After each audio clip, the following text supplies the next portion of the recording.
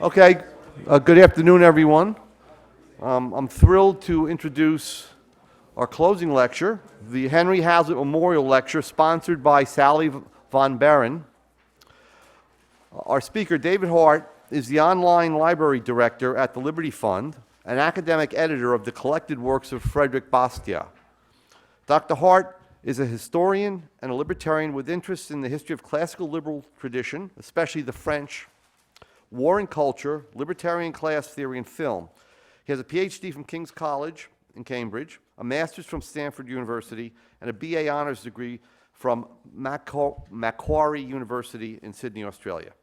He taught in the Department of History at the University of Adelaide in South Australia for 15 years before moving to the US, where he now works for a nonprofit foundation.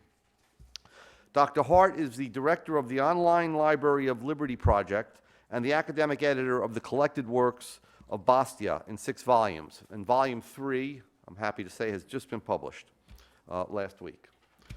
In addition to his many academic writings, in 2016, Dr. Hart completed a screenplay about the life and work of Frédéric Bastiat entitled Broken Windows, which is available online, and I recommend it. I've known David for several decades now and consider him to be the foremost living authority on the classical liberal tradition, including Bastiat. The topic of Dr. Hart's lecture is Frédéric Bastiat, the Unseen Radical.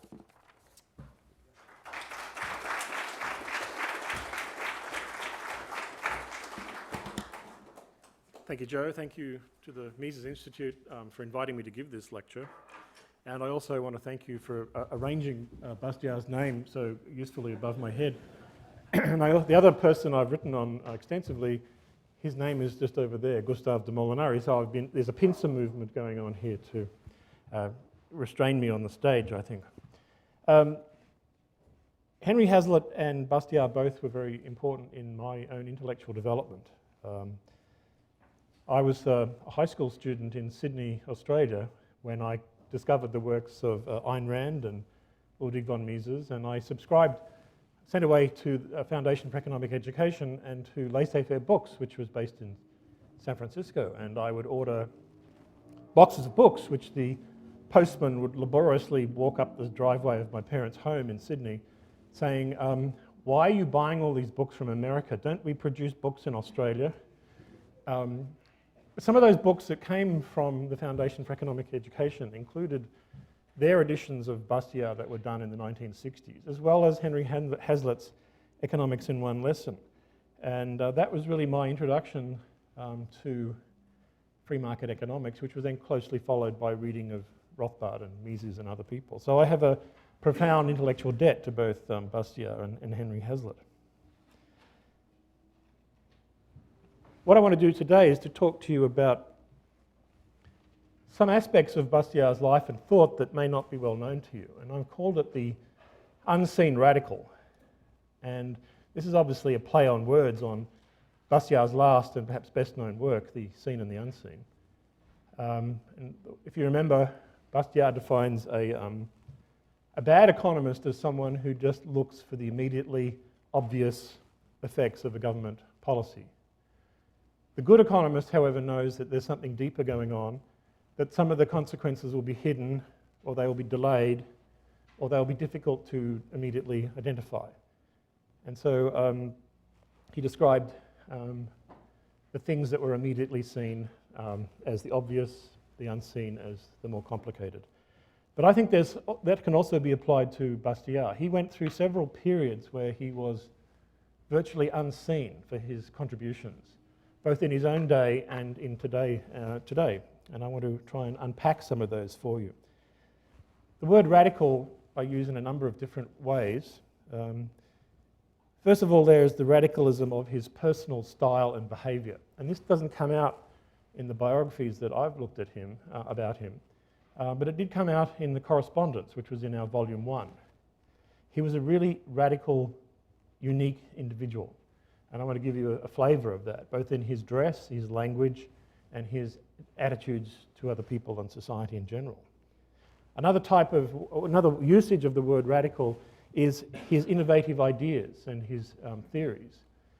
And one of the things that made him unseen to his own colleagues, they did not appreciate the originality and the complexity and the great worth of his theoretical work.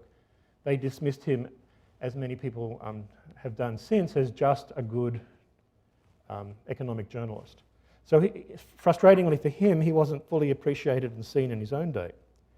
And then today we have people who do see different sides of Bastiat. We have, in free market circles, he's widely regarded as, for his writings of the economic sophisms, which are some of the most brilliant economic journalism ever written. Conservatives today see him as the author of The State and the Law, two important essays about limited government and the nature and origin of law. And the Austrians also appreciate and see him because of his quite precocious insights into subjective value theory, well ahead of his time. But my argument is that there is much, much more to Bastiat. And what I've been uncovering in my editing of the collected works, this is volume 3, about 700 pages has just come out. This is of a projected 6-volume series, so about 3,000 words in total. One of the problems was with seeing the true Bastiat is that when Fee did their translations in the mid-1960s, they translated less than half of his work. And so there's a lot, if that's all you know about Bastiat, you're in for a surprise, and a pleasant surprise, because there is so much more to the man. Let me just give you a brief list of some of the things that I think make him a radical and very interesting libertarian theorist and activist and personality. One of the first things that happened, that came to my attention was when I was reading through his letters, was he had an initial radicalization as a young man at a private college which had a very innovative curriculum, which shows the importance of not having a state education if you want to think critically and as a real individual. He became, in his 20s, somewhat of a social radical and bon vivant and a non-conformist outsider.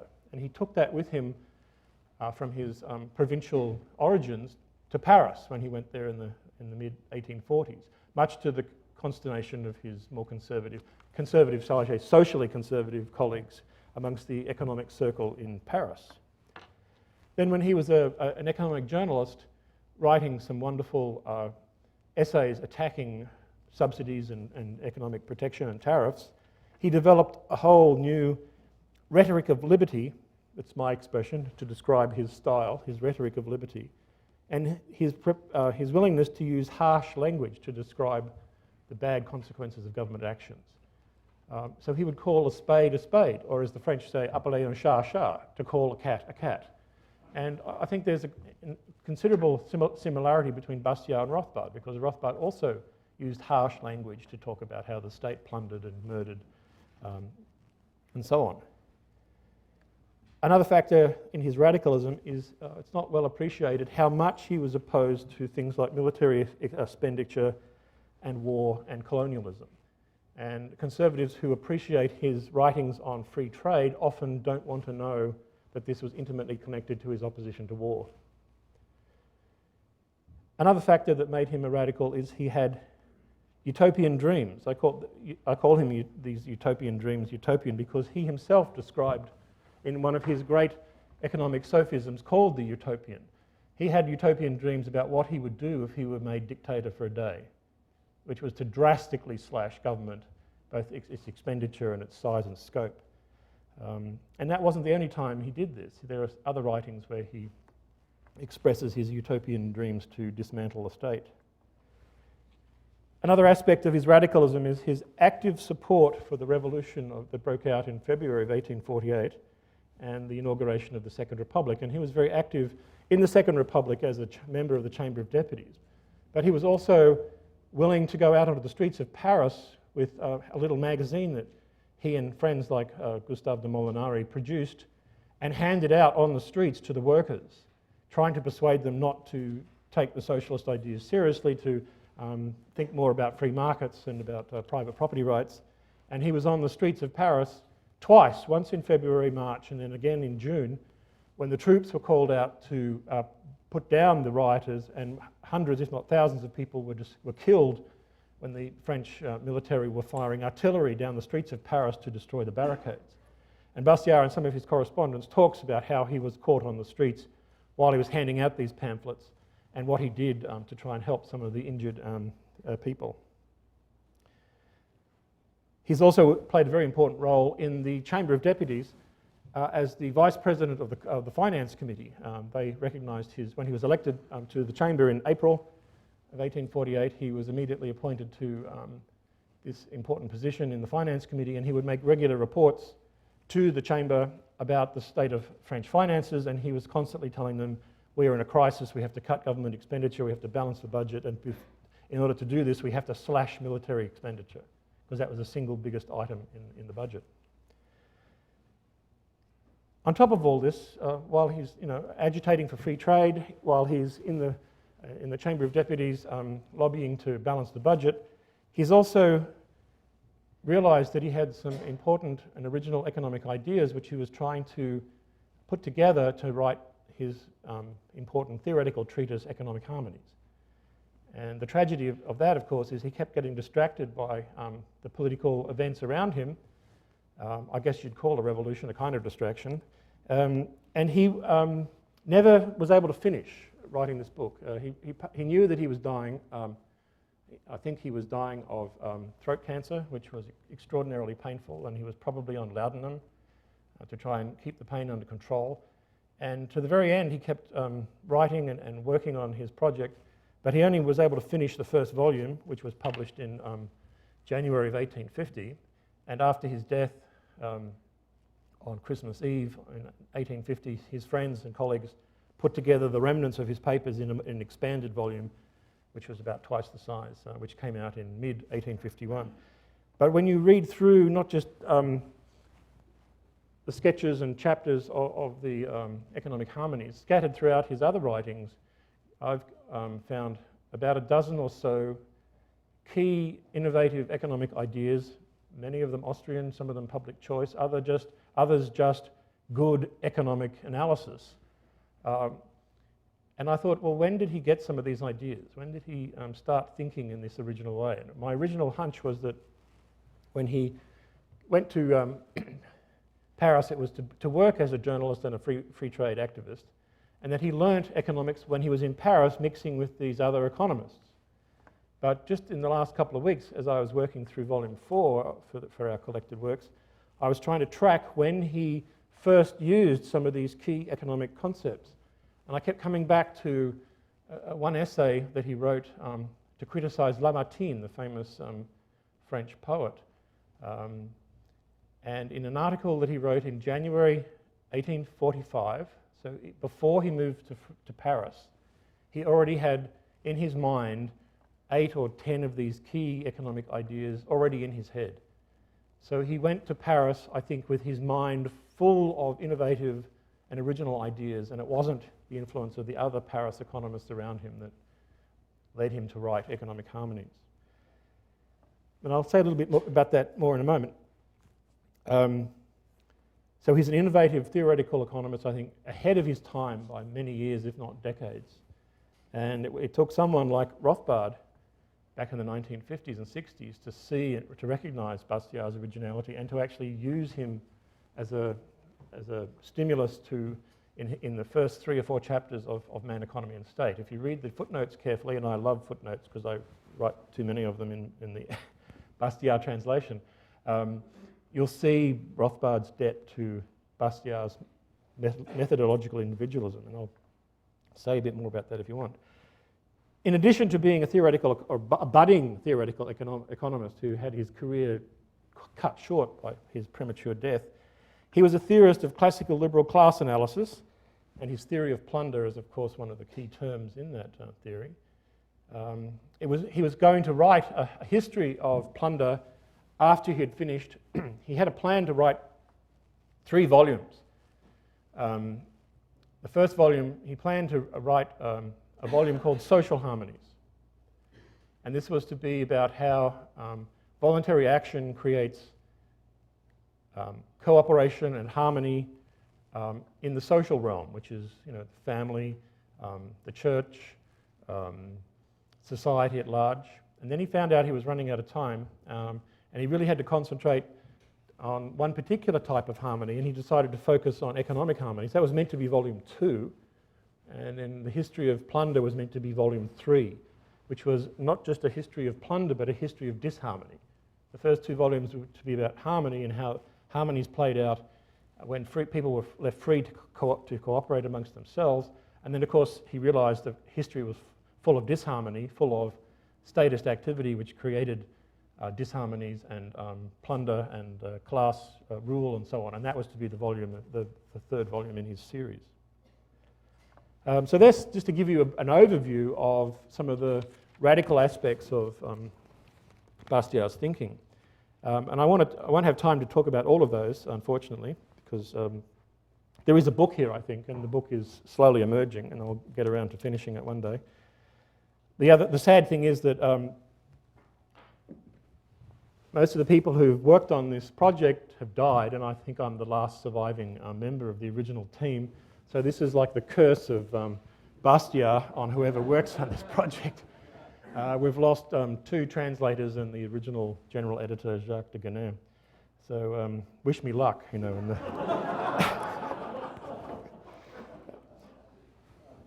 So that's just the overview. Let me just show you some of the... On seeing or not seeing Bastiat depends on where you're standing. And when I was standing in Sydney in Australia reading Henry Hazlitt and Bastiat for the first time, my initial reaction to Bastiat was, he is a very clever and smart and witty journalist, and left him at that and moved on to more serious economists like Mises and Rothbard. It was only when I was asked by Liberty Fund to work on this project about 12 years ago that I went back and read for the first time in French everything that Bastiat had written. And I was ashamed to say I had completely underestimated and misunderstood the significance of Bastiat as a serious social thinker. And I'm trying to make some atonement for that original sin of not paying full attention to Bastiat. And part of the problem is that he's such a good writer that you're just swept up by his writings and you don't look deeper. It's only when you start looking at it more closely and you realize, how is this constructed? What are the underlying ideas? Who is he referring to? He's constantly quoting French literature, which showed a deep reading of Molière and La Fontaine and some of the other French classics. And so it really, the perspective understanding of who and what Bastiat is depends on time and place. And he's had a terrible track record of, first of all, he's not understood by his colleagues. He's forgotten in the late 19th century, practically. People like Schumpeter say that his famous quote, what kind of a theorist was Bastiat? He says, I don't think he was a theorist of any kind. And then even Hayek grudgingly sort of condemns him with faint praise by saying, yes, he was a great economic journalist. It's best not to ask too much about him as a theorist, So this is Henry Hazlitt, Economics in One Lesson, and if you've read anything, if you read the introduction to this book, you'll know that Hazlitt was deeply indebted to Bastiat, and he plagiarized Bastiat's subtitle in the title of his book. This is the edition that R.C. Hoyles, R.C. Hoyles was a publisher of newspapers in America. He started the Freedom newspapers chain, and he moved to Santa Ana, Southern California, and came across, he met Leonard Read, who was then the head of the Chamber of Commerce of Los Angeles, and somehow they discovered the writings of Bastiat and some 19th century translations.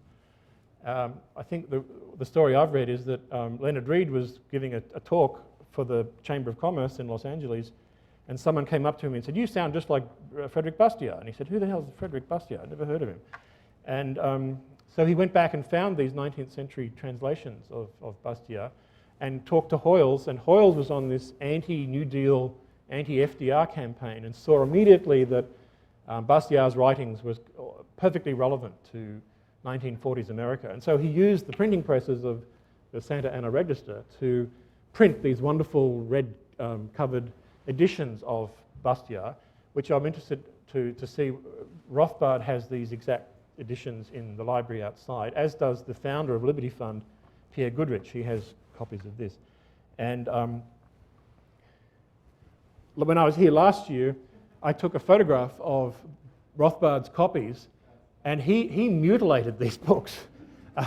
And here is a page from the Economic Sophisms where he's underlined so much stuff, and then he has written magnificent at the bottom. It's a pure Rothbard. So, you know, if you want to have a chuckle, go out and read some of Rothbard's comments on Bastiat.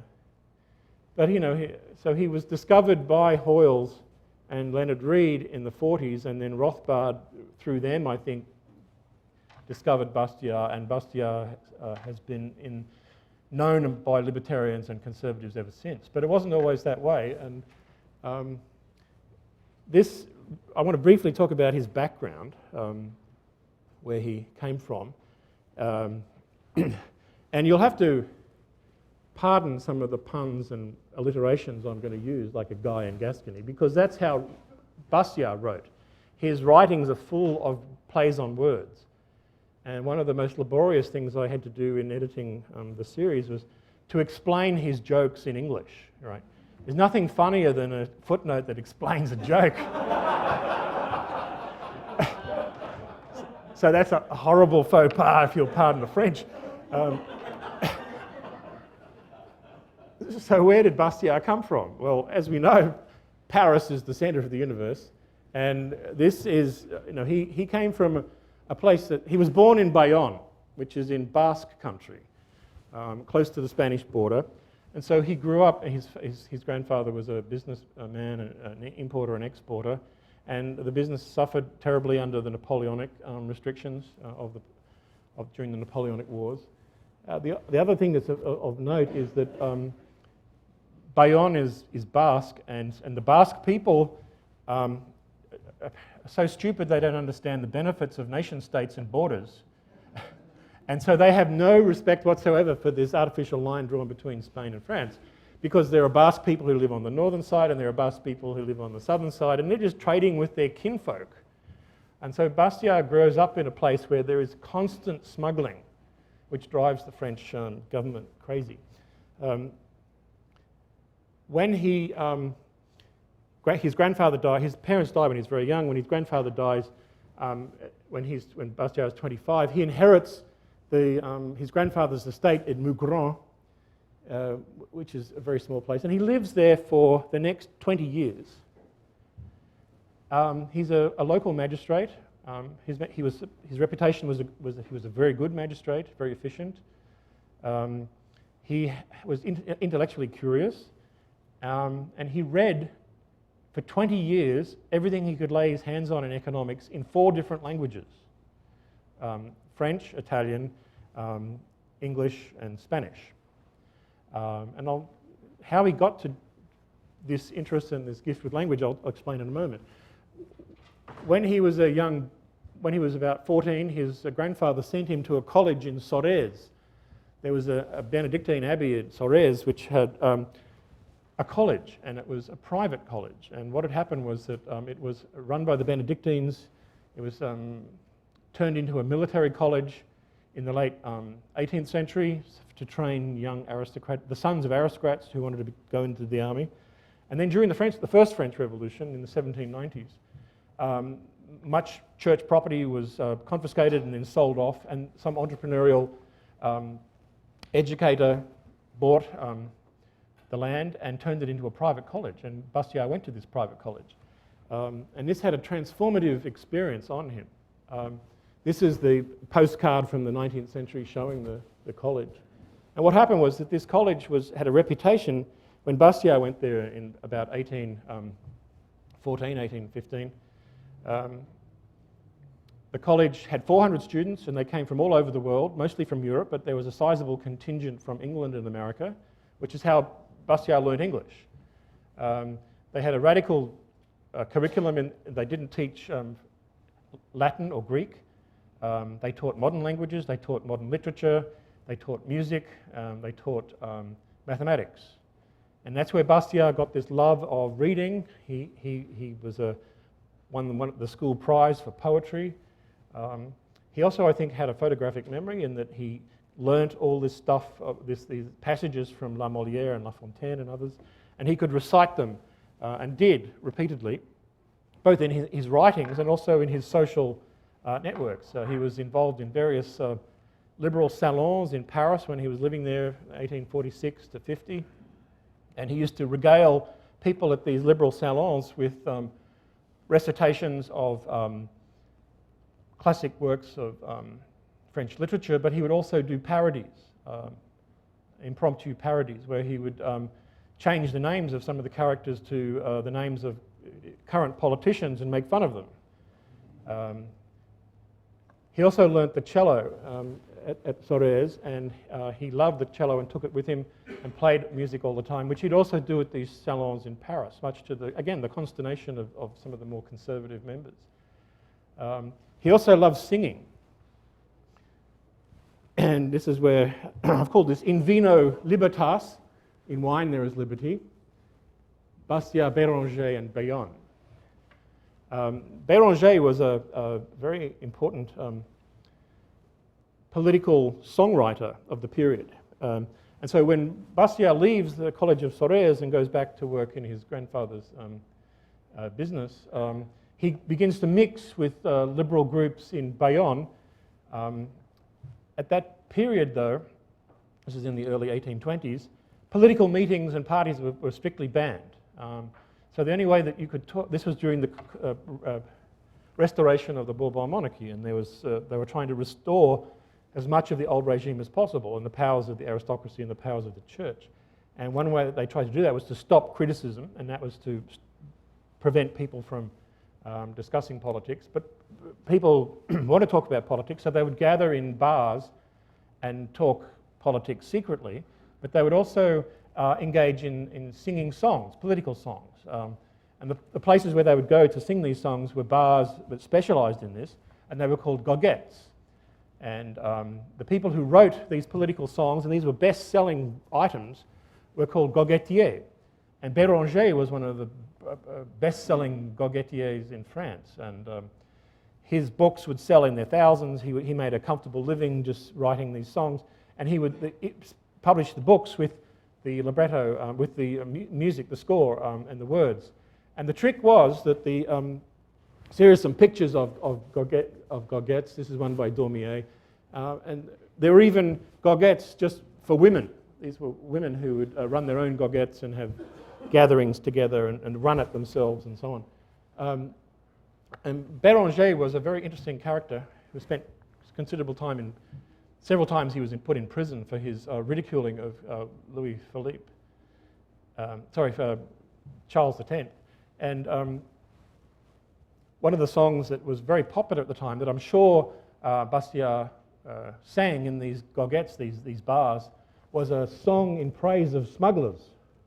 And this is an illustration from one of the books that Béranger had published with his songs in it. So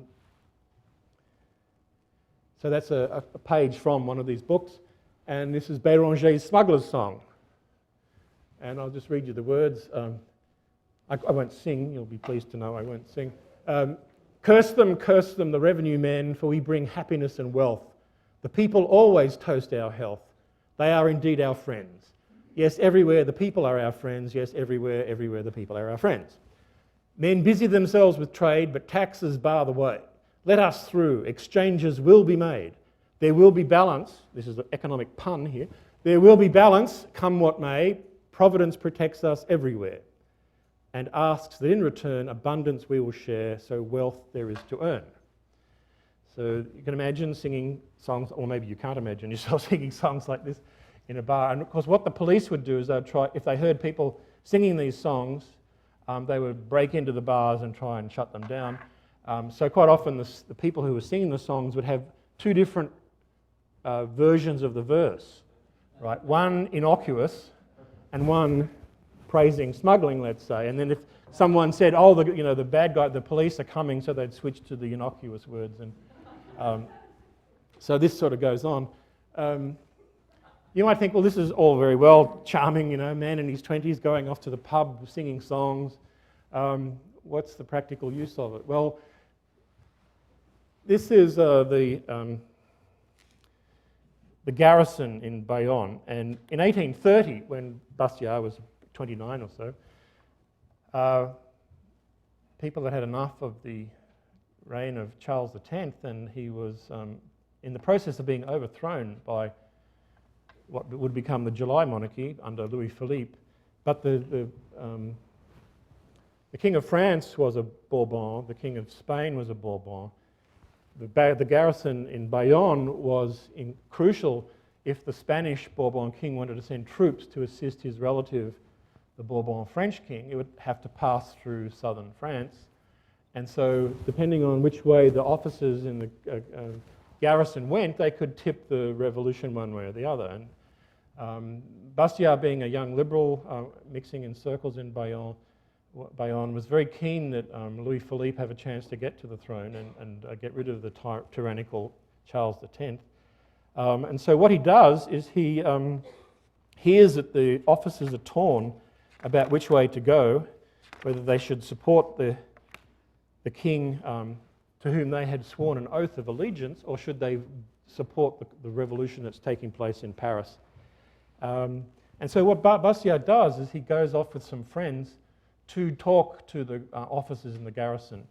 And they spend the night, as one does, in France, is you spend the night drinking red wine and singing songs.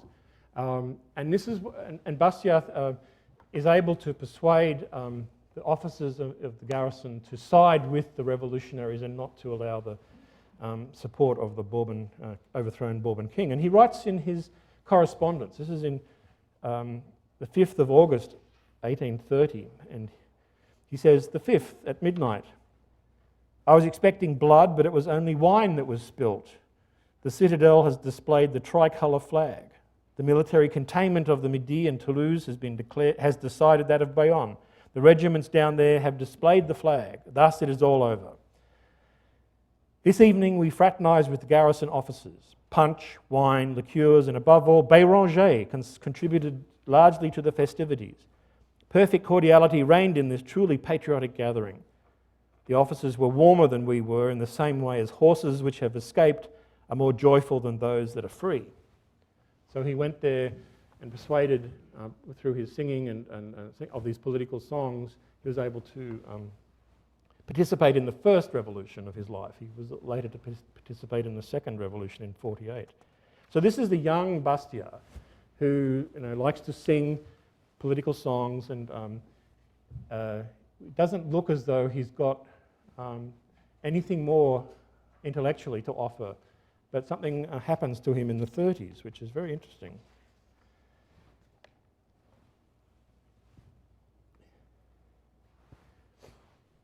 This is another aspect of his peculiarities as an individual.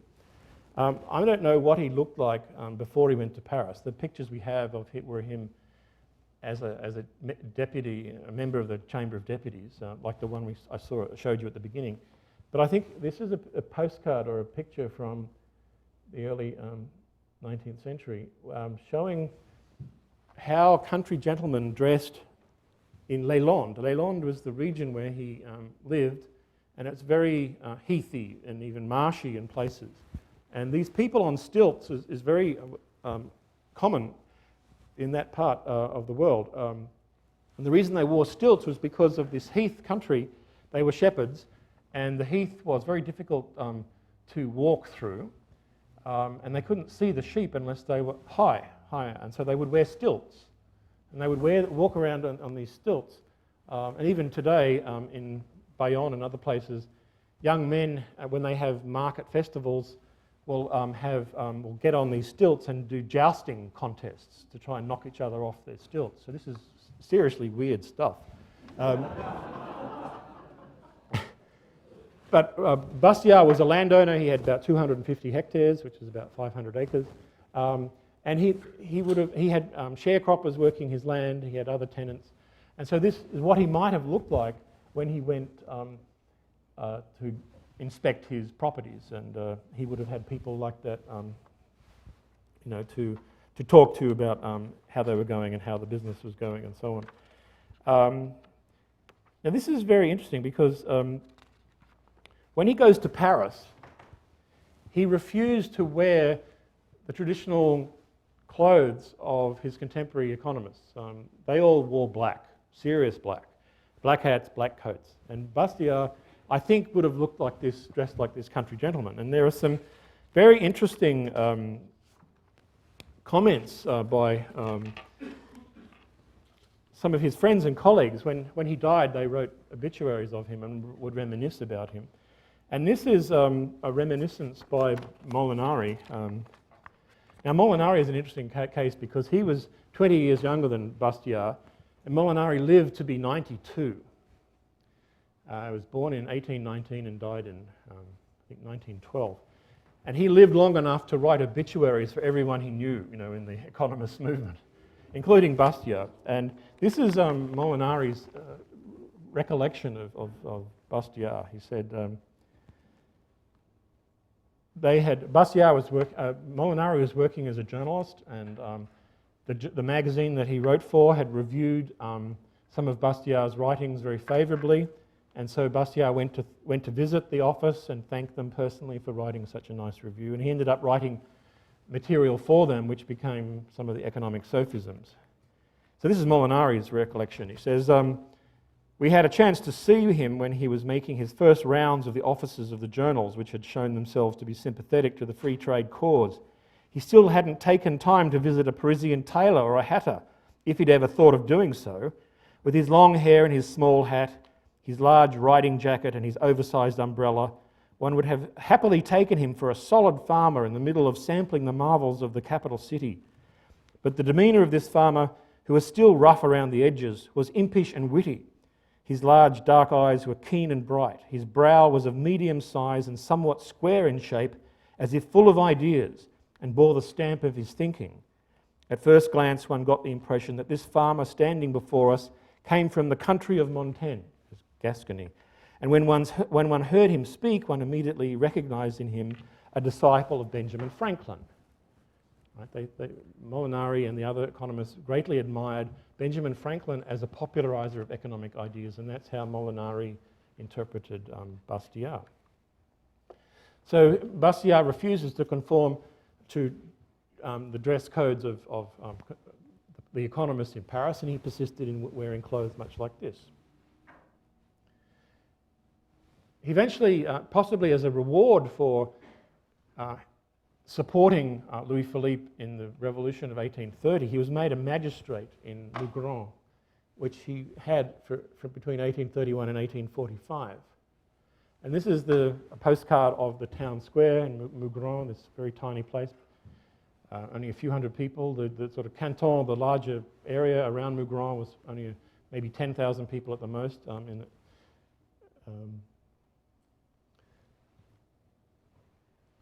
Let me just go back and say something more about Mugron. When he was in Mugron, he was incredibly intellectually curious, and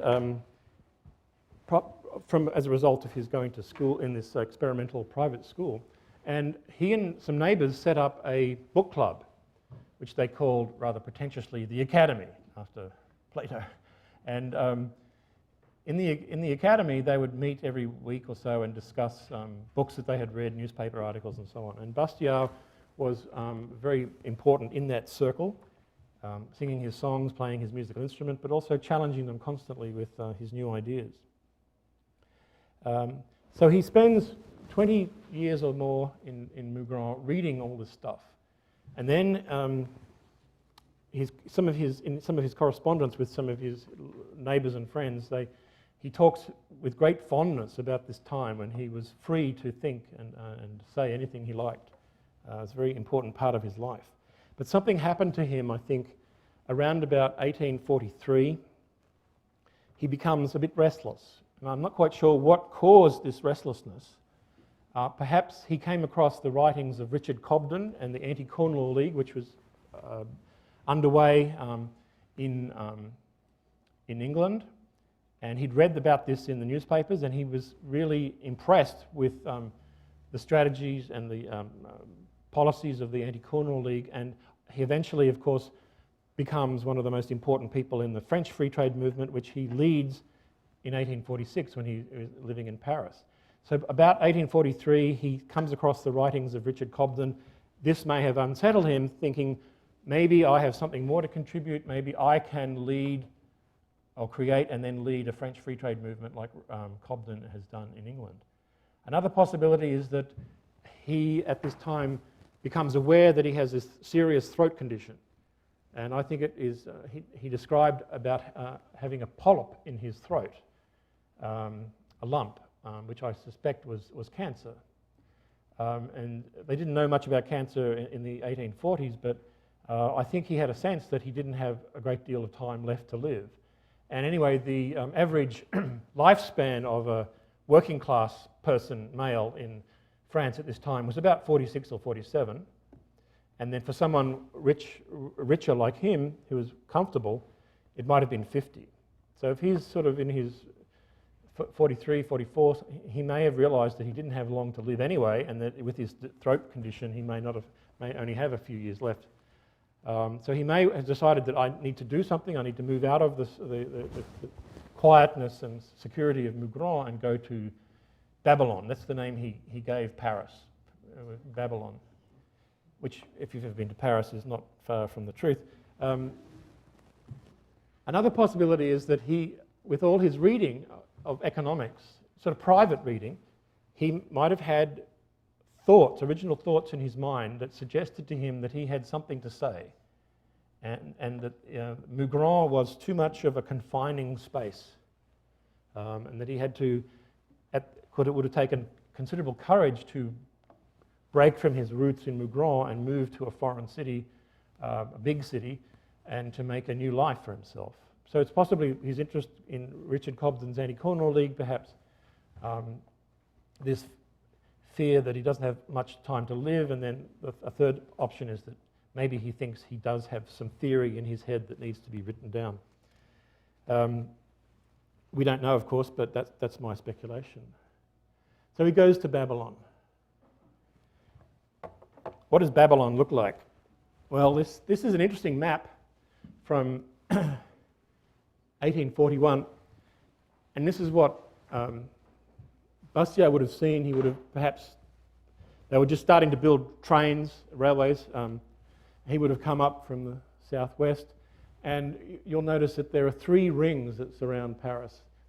Between 1841 and 44, this outer ring of forts was built, and this outer ring of a military wall was built because the Prime Minister, Adolphe Thiers, was convinced that the English were going to invade again and that something had to be done for the defences of Paris. The inner wall is a wall that was built in the 1780s to help with tax collection. This was the octroi wall. Octroi was a city tax.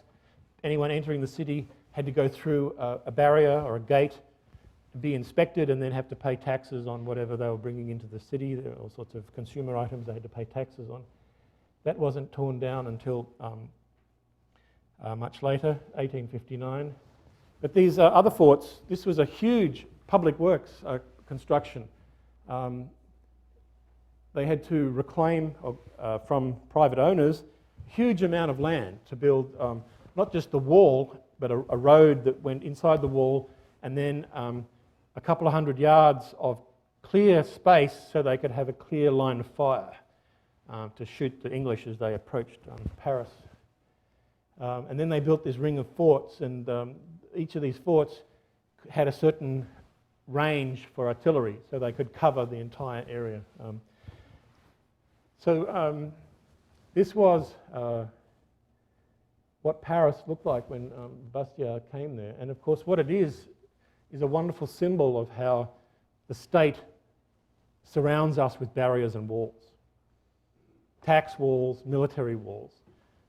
And these were the things that really irritated and upset Bastiat. And he wanted to smash all those walls and barricades by having free trade and by cutting military expenditure to the bone.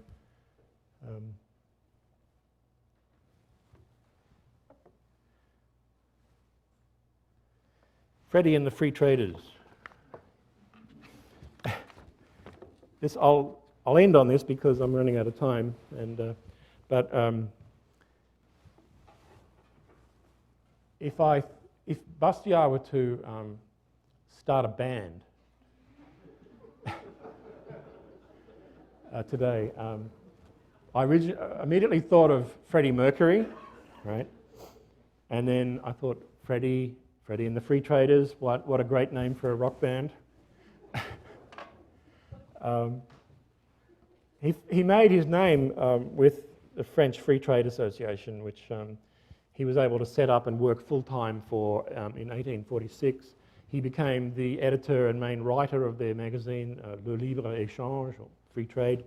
And it's in that magazine that he wrote a lot of the economic sophisms, and they were republished in collected form as the economic sophisms. But what he did as a journalist and activist for free trade was to invent a whole new, what I call a rhetoric of liberty, how he wanted to phrase language that would be persuasive to ordinary people who didn't know much about economics, why they should support free trade and be opposed to government subsidies. And he did this in a very original way, which makes him such a great economic journalist. One of the main weapons that he used was the sting of ridicule. That's his expression. I want to make fun, I want to mock everything the government does in order to show it up for what it really is. I want to end all this use of euphemisms to describe what governments do. He said, we have to call a spade or call a cat a cat. And he developed a whole vocabulary which is brilliantly illustrated in the economic sophisms, where he would call the things that the government did in this harsh, very critical way. So he wanted to call what the government did theft or plunder, and he came up with a vocabulary to describe this. And so some of the key words that he used over and over again in his writings were words like dépouiller, to dispossess, spolier, to plunder, voler, to steal, piller, to loot or pillage, filouter, to filch. And so he had all these abusive words that he was not afraid to use in order to describe what governments did. And then in addition to having these words, he also invented a whole new way of formulating or presenting his ideas in the form of little plays and dialogues. He became an expert at doing this in the economic sophisms. He'd have a stock representative of a free trade position and a stock representative of a protectionist, and he'd have them engage in this conversation. And Bastiat would lead the advocate of protectionism to a reductio ad absurdum position and then make fun of them. And he did this over and over again, and that's what makes some of his sophisms so brilliant. He would write fake petitions to the government, and that's exactly what the petition of the candlemakers is. But he did several of those. He would do parodies of things like Molière. And I wanted to give you an example of this.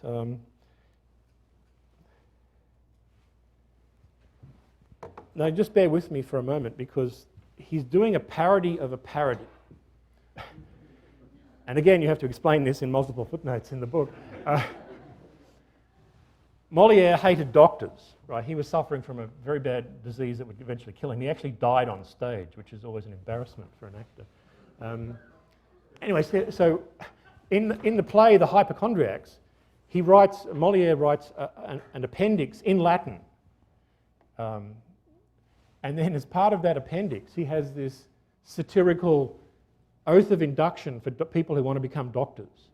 And so this is all in Latin. And so the Latin, so this would-be doctor who wants to be sworn into the fraternities of the medical profession has to swear in public, ego cum isto boneto venerabili et doctor, don tibi et concedo vetutum et puisiantam, medicandi, purgandi, signandi, persandi, diandi, cupandi, et occidenti impune per total terram. I hope you got all that. What that means in English is, I give and grant to you the power and authority to practice medicine, to purge, to bleed, to stab, to hack, to slash and kill with impunity throughout the whole world. So what does Bastiat do? In one of his great, he does his own version of this. This is a etching, a drawing by Daumier showing Louis Philippe as a plunderer, Gargantua. Now, Louis Philippe was the king, and he had this unfortunate physical shape that he looked like a pear, and so all the cartoonists drew him as a pear, and so he would put them in prison, and their cartoons would sell more, and more cartoonists would draw him as a pear. So it was... Anyway, so this is Bastiat's parody of Moliere's parody, where he says, this is the oath of induction for a would-be customs inspector. Right? I'll skip some of the introductory stuff. He says, volandi, piandi, derobandi, felutandi, and escroquandi, impune per totam istam viam, which in English is, I give to you and grant virtue and power to steal, to plunder, to filch, to swindle, to defraud at will along this whole road. So, this is very funny, but and that is Bastiat's style, and that is what makes him so endearing, I think, to readers. So I'll close now and open up for questions. But what I wanted to show you was that behind the economic journalist there is another Bastiat, or several Bastiats. He is a radical in his style of writing and doing things, like these satires and plays on words. He's also personally radical, and he's different with his clothing and his behaviour, bursting into song. He's constantly quoting Moliere. He was notorious for not just singing political songs, but bawdy songs, which he would have sung in the bars of Bayonne. Molinari described him as having a Rabelaisian wit, which is a euphemism for saying that he made sexual references constantly in his singing. But he's also, I think, and I haven't gone into this in any detail because I don't have time, but I think there is a strong case to be made that he was, I call him a proto-Austrian. I don't think he was fully there, but he was very, very close, and that he had in it, in himself, he had the knowledge and the ideas to write a really great book of economic theory, but his throat cancer killed him before he could finish. So I'll leave it there and open it up for questions. We need to get our microphones, don't we? Thank you.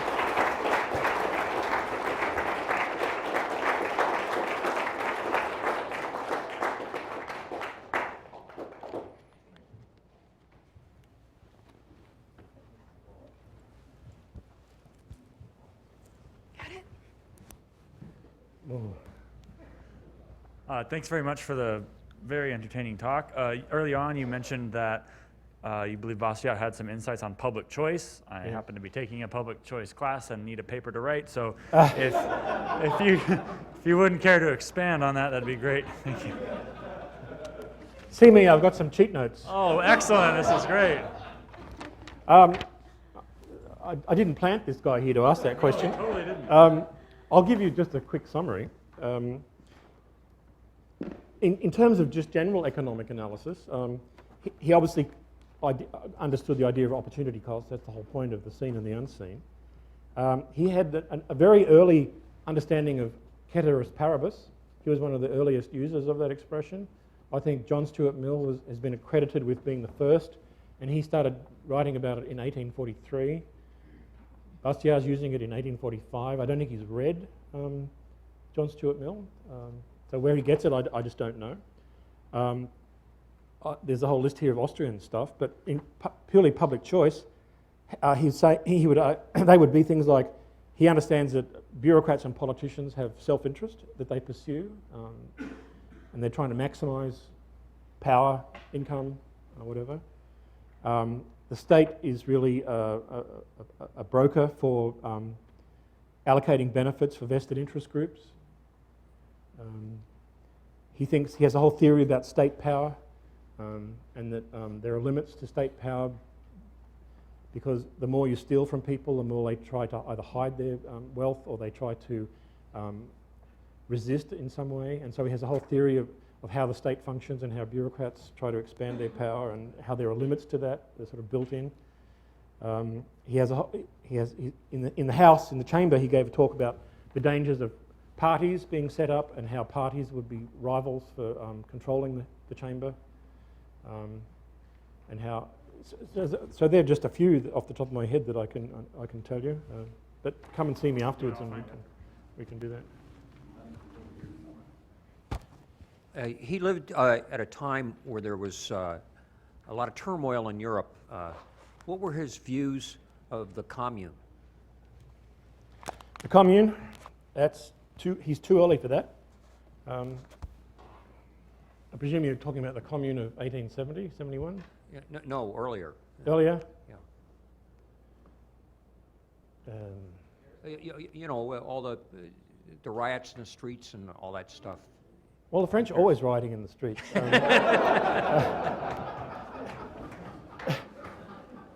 The commune is another revolution. This is the 1848 revolution, where here we are. I was going to talk about this. He was involved in events in 1848 where this was a government inquiry set up after the events of June of 1848, and this is a map showing all the barricades that were set up in the streets of Paris to prevent the troops from coming down and putting people, controlling the streets. And they looked like that. The French had developed a whole science of building barricades, and they would use carts and iron railings and paving stones and so on. They had a whole culture about how they would have barricade monitors for each block, who would run the barricade. And Bastiat gets caught in the streets, and he was torn about this because, on the one hand, he thought what they were rioting for was often positive, in the sense they wanted lower taxes, especially on food and salt and alcohol, because, as you know, in France, alcohol is a staple of anyone's diet. But he didn't agree with the socialists who joined forces with some of the barricade operators, who wanted to maintain or increase government subsidies and payments to the unemployed. And that was why he was on the streets and why he was caught in this, because he was out there handing newspapers and pamphlets to people, trying to persuade them not to be seduced by socialist claims that they could make their lives better by taxing them more. On the streets of Paris, he and his mate, Gustave de Molinari, are handing out this newspaper on the streets of Paris, and they also had a version which they could plaster up on the walls. And they would pay people to... And this book is a whole book of things that got plastered up on the walls of Paris in June of 1848. But he was torn. Some he supported, some he didn't. Yes. So I too have heard the Leonard Read story, and the person who came up to him was reported to me to be Thomas Nixon Carver, who is a Harvard economist and then retired and went out to California to live. But my question to you then is, what was the relationship between Bastiat and Cobden and Bright? I know that they corresponded, Yes. but did they come to visit him in France, or what was their relationship? When Bastiat first read the propaganda and newspapers of the Anti-Colonial League, he wrote to Cobden and told him of his plans to do something in France, and from that time on they became very close friends, at least in terms of correspondence. Bastiat went to England twice, I think, both times to talk with Cobden. Cobden came to Europe on a celebration tour after, when the repeal of the Corn Laws was finally passed, he went on a victory lap of Europe, and he was welcomed very much in Paris, where they had a banquet and dinner, and Bastiat was one of the people who gave a toast to Cobden, probably sang him a few political songs as well, just thrown in for free. I came across some very interesting insinuations in the correspondence that Bastiat in October or November 1849 was sent on a secret mission by the French government to try to go and talk to Cobden secretly about disarmament possibilities. So that was, he was a member of the Chamber of Deputies, and Cobden was a figure in the Parliament. But of course, nothing happened. But possibilities of some conspiracy, free trade conspiracy in London. Okay, thank you.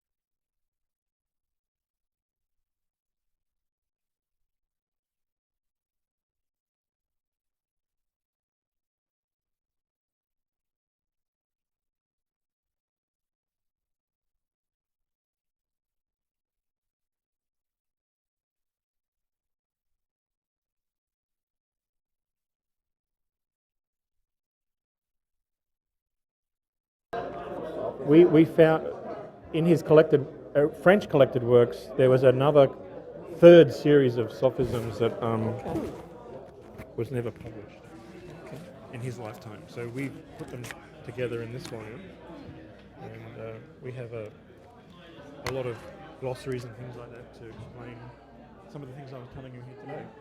Are his original